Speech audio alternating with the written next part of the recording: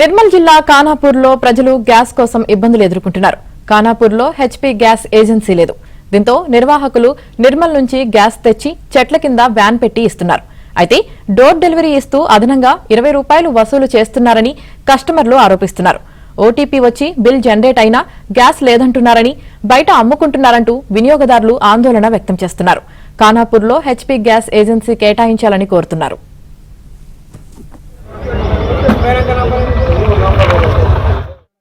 నేను 4 రోజుల కింద కొట్టగా బుకింగ్ అయింది. గ్యాస్ మేము వచ్చింది, అన్నీ వచ్చినాయి. లిస్టులో పేరు లేదు.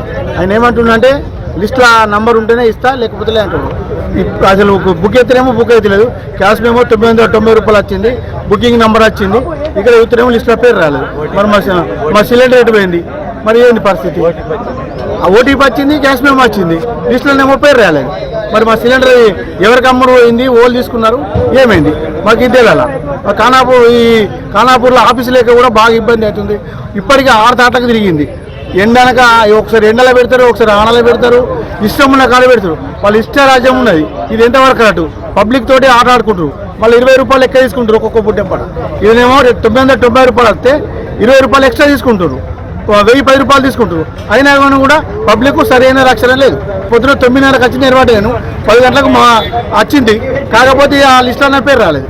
గ్యాస్ మేము వచ్చింది అంత వచ్చింది. ఆఫీస్ లేదు, ఎప్పుడు ఆఫీస్ లేదు, ఏం లేదు. వాళ్ళు ఇష్టం ఉన్న కాడ ఇస్తారు. ఒకరోజు చెట్టు కింద ఇస్తారు, ఒకరోజు పుట్ట కింద ఇస్తారు, ఒకరోజు ఇష్టం